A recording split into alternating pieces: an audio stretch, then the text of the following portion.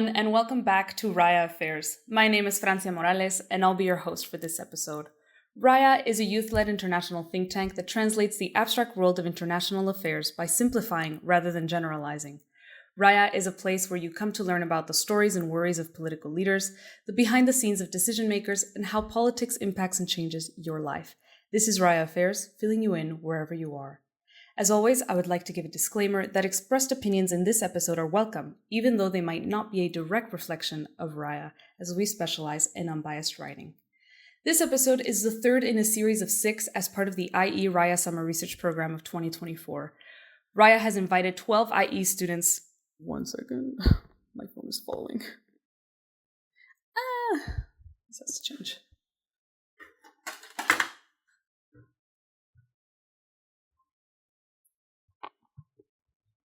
Okay, the bananas are in place.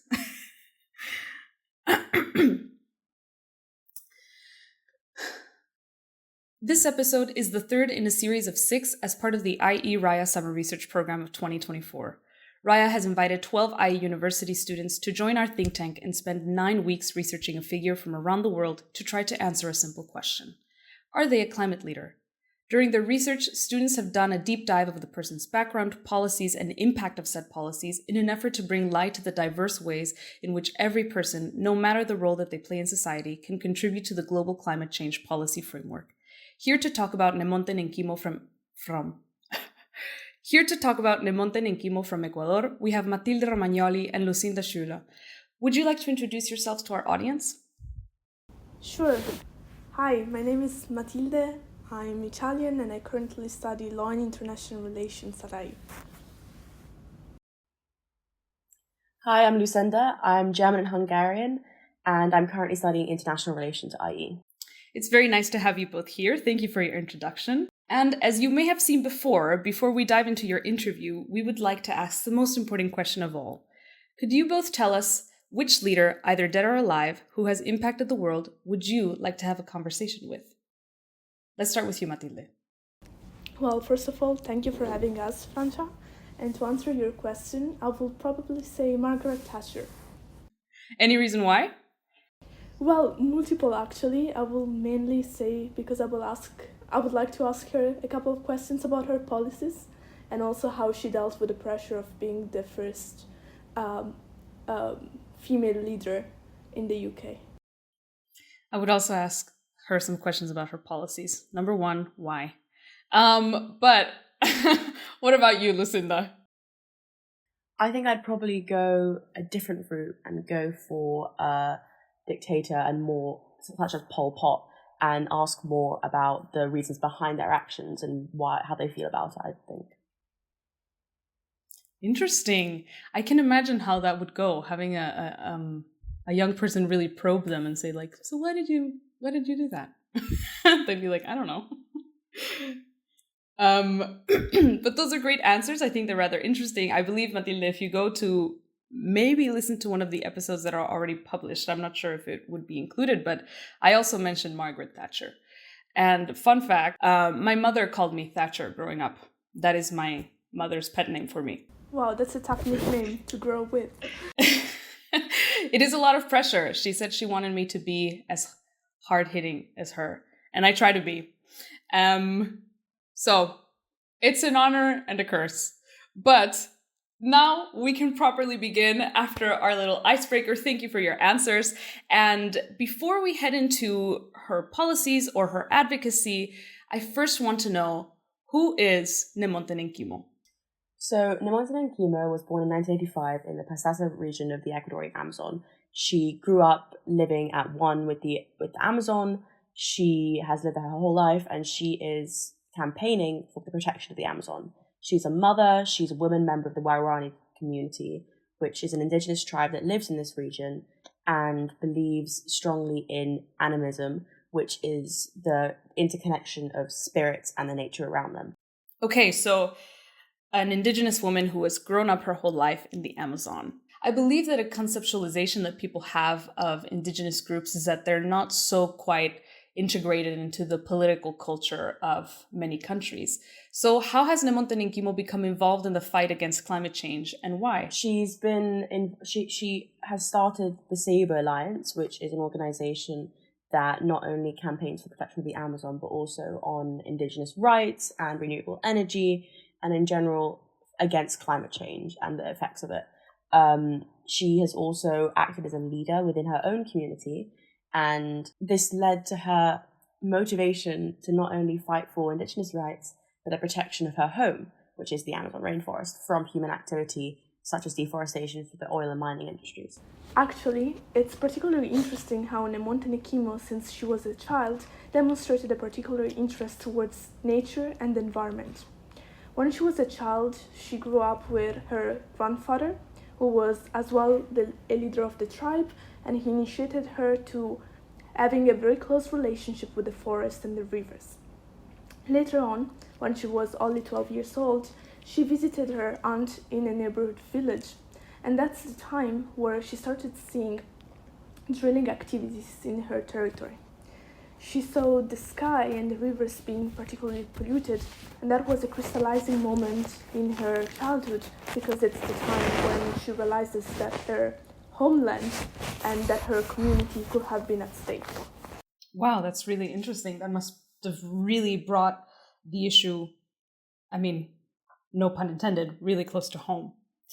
So besides mining and drilling, what are the main climatic challenges that Ecuador faces today? What are the challenges that she is trying to address?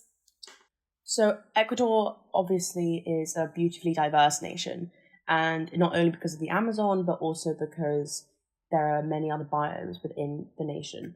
It houses 8% of all animal species and 10% of the planet's flora.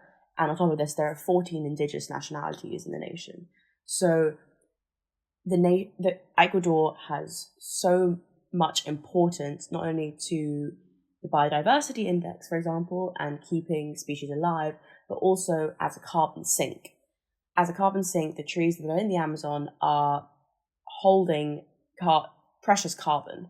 And when humans cut down the forest for making space for the mining industry or for agriculture, they are releasing this carbon because the trees are usually burnt in a slash and burn method that's very commonly practiced in the Amazon. And as the trees are burnt, they release CO2 into the atmosphere. And as you may know, this is a key part of the process that we're experiencing right now called global warming, as CO2 and other gas emissions, usually from human activity in the recent years, are creating a greenhouse layer in our atmosphere, which is trapping in heat from the sun. And if we don't take steps to stop or limit human activity massively, we are at threat of rising sea levels, increased flooding, droughts, forest fires, and the loss of biodiversity, coming back to the issues of Ecuador and how it's specifically bad there. And the government has massively been opening up the oil industry for economic purposes. Mining currently only accounts 1% of the nation's GDP, and that is why the government is trying to increase these operations across the nation. And there are specific oil pools underneath the earth in the Amazon, one being right under the Waorani tribe's native lands. As an upper middle income country, Ecuador is also trying to develop itself further by boosting its economy through industries such as oil and mining, which are having negative side effects on social aspects, human security, such as the tribes, and environmental effects, such as global warming. How has Nenquimo helped Ecuador address these issues? What have been her proposals? It's quite interesting because Nenquimo had the unique ability to address these issues on multiple levels, both an international one and a local one. I will start by a local one because I think it could be seen as one of the most relevant ones. And through her love for the nature and her land, she managed to bring different communities together, both in Ecuador and Peru, creating an alliance of indigenous tribes. By bringing the tribes together, she managed to understand in depth what were the problems that these tribes were facing, both when it comes to the foreign companies coming in the territory to drill and mine, but also when it comes to the consequences that these activities were having in the territory. By creating a map where all the different changes in the forests and in the rivers and in the land, she managed to understand what were the actions that needed to be taken and create a 10 years plan to address these issues.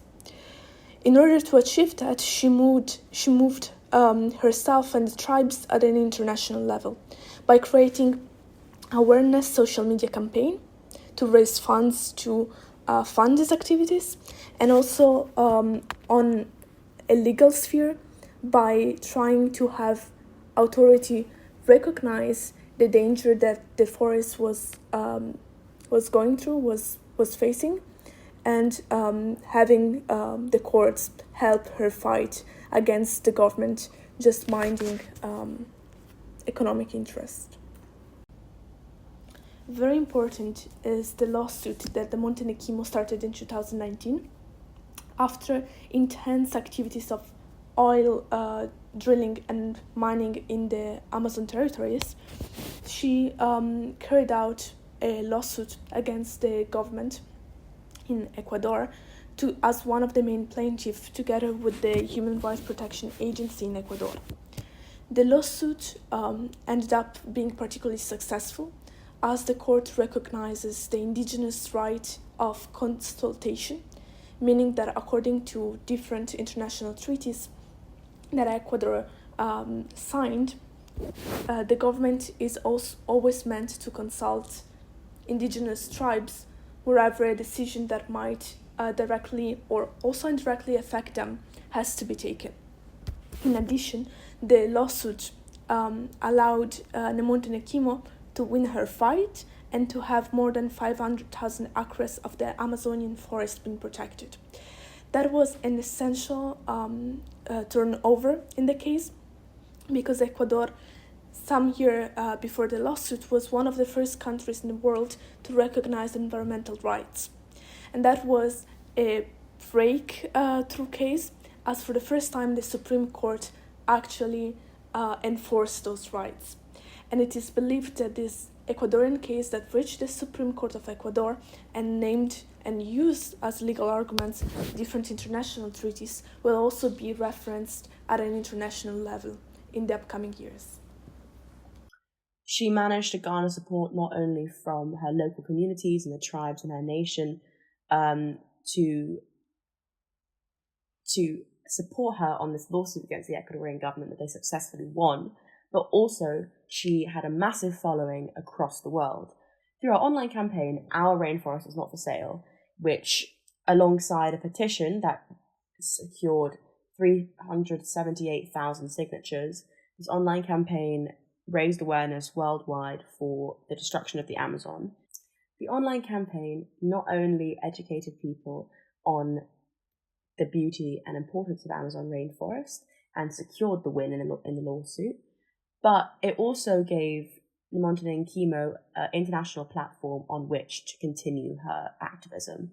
She used hashtags, she used posts, she also got a lot of celebrity recognition from celebrities such as Leonardo DiCaprio, who also, coincidentally, nominated her for Time's 100 Most Influential People of the Year in 2020, growing her online presence. What are the main obstacles that Nenquimo has had to overcome when attempting to address these issues? So with her suing the government, with her international online campaign, and with the alliance that you mentioned with other groups within Peru, what have been the biggest obstacles for her? Well, actually, probably the biggest obstacle Nemonte Nenquimo had to overcome was the fact that she is not actually in a governmental position. So whatever activism or policy she wanted to implement, she would have to use public pressure and methods such as the petitions to actually make a change, because she cannot implement them herself. And the difficulties can be seen during the lawsuit, because there was a lot of obstacles such as language barriers, because the Waorani people their native language is not Spanish. So not only had to learn Spanish and be able to speak it fluently enough to conduct a lawsuit within it, there were also difficulties because the Waorani people live in a very secluded area of the Amazon, and all the lawsuit meetings and all the court hearings were located in cities. So Waorani people could not access them easily, and on top of the language barrier and other issues surrounding there was a blatant disregard for the Indigenous people because of, as you mentioned, that people usually see Indigenous people as more secluded and they're not usually integrated into society as well. And that was very clear with the Nenquimo's lawsuit.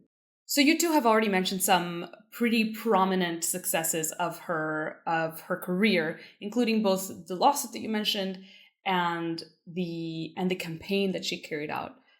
But can you tell us really quickly what have been, but can you mention overall, has she been successful really in her advocacy for climate change,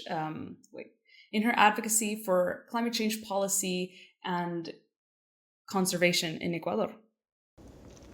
I think, Francia, this is a bit of a controversial question, as her plan to restore and preserve the Amazon is a very long-term and ambitious plan. The plan is supposed to achieve the main goals by 2030, and despite we're pretty much running out of time when it comes to environmental issue, we still have some years to go. What is clear so far is that her success in bringing the communities together and raising awareness when it comes to these issues is undeniable. One relevant success is the creation by the Celibo Alliance of a school in Ecuador that aims at educating the local populations to sustainable environmental practices and cultivation practices, and aims at restoring the connection between the indigenous tribes and practices of ecotourism, for example. What Nemonte Nenquimo has been focusing on a lot is the ability of Ecuador to implement economic practices that at the same time can coexist with the restoration of the Amazon. Most of the funds so far has been allocated in reforestation, and that has been quite successful given the constant efforts to rainforest the Amazon and to protect larger section of the latter. So what can our audience learn from the case of Ecuador's climate policies? I would say that the main takeaway is not to underestimate the potential and the power of local communities. After all, if the government ended up, after the lawsuit, consulting the population on whether they wanted this big industry to come in the territories and mine and drill, it was because Nemonte Nenquimo managed to bring these communities together and show how, at the end of the day, they all had the same interest, which was to preserve their home and to preserve the forest, which is an essential part of their culture, despite the differences that each tribes might have with one another. So her great power and strength as a leader, I would say, was to show how the different tribes could be united in their differences, and how we always think about how to change things, we need to approach issue at a global level. Well, she shows that that is possible, also focusing on the micro level and tackling things locally first. I think that your answer is a really good segue to understanding and maybe telling our audience, why is a case like Ecuador and a case like Nemonte Nenquimo's role important? Why should we look to them to learn something? I think it's particularly important to realise that the issues that are going on in Ecuador concerning human activity and deforestation is not just happening in Ecuador.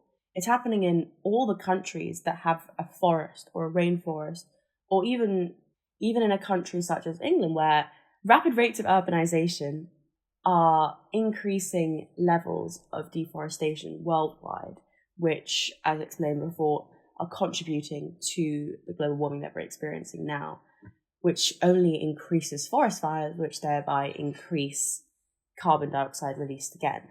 And as a global community, we have to realize that even if you're not in a country that in which you can see deforestation firsthand, it is still occurring. And we all have to make a conscious effort together to...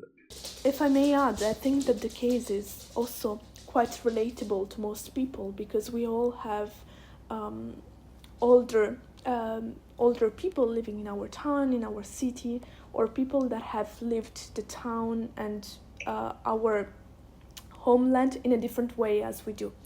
And I think that Nemonte Nenquimo shows the importance of creating a bond with those past generations, because it's by building a dialogue with them that we understand how things have changed through time, and we're able to reconnect with how things used to be and used to look like. And by doing so, we also become closer to our origins and to our land, meaning that will allow us to respect the place where we live in a different way, and perhaps realize that how much we depend on the land where we live on a daily basis without even realizing it most of the times. So, to conclude this interview, which has been really interesting, in your own words, is Nemonte Nenquimo a climate leader? I would say she definitely is. I think her successes so far within the lawsuit, the campaign, within her organizations as well, from a bottom-up approach, have massively shown the power that communities can have on governmental policies. She is a climate activist, and due to her traditional Waorani beliefs, the tribe is even sometimes nicknamed the guardians of the Amazon rainforest. And these beliefs have led to her passion to protect the forest and prevent global warming, which demonstrates that she truly is a climate leader. I totally agree. I think she definitely is a climate leader, perhaps a bit of an atypical one, and personally that's why I love her. And the reason why I'm saying so is because she always combines climate issue with social ones and with her tribe's rights. And I find it particularly interesting because that demonstrates how you cannot really separate environmental rights and environmental issue to social ones. The two things are interconnected and they depend on each other. So that's why I think she's a bit of an atypical one. That's great. Thank you very much for your answer, and thank you very much for coming into this interview today.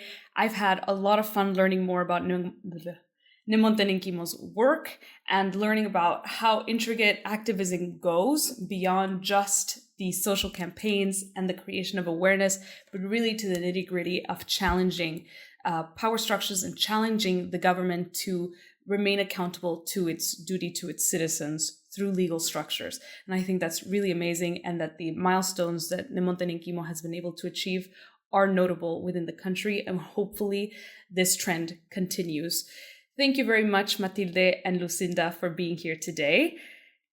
Thank you, Francia. It was a pleasure. Thank you so much. Thank you so much for having us. And thank you, listeners, for listening to today's episode. This has been the third in a series of 6 as part of the IExRAIA Summer Research Program of 2024. If you like this episode, please make sure to share on social media. And you can read Lucinda and Matilde's report at raiagroup.org, as well as their article on our website as well. Make sure to stay tuned for the next episode of this series on our social media, such as LinkedIn, Twitter, and Instagram. And we'll see you next time.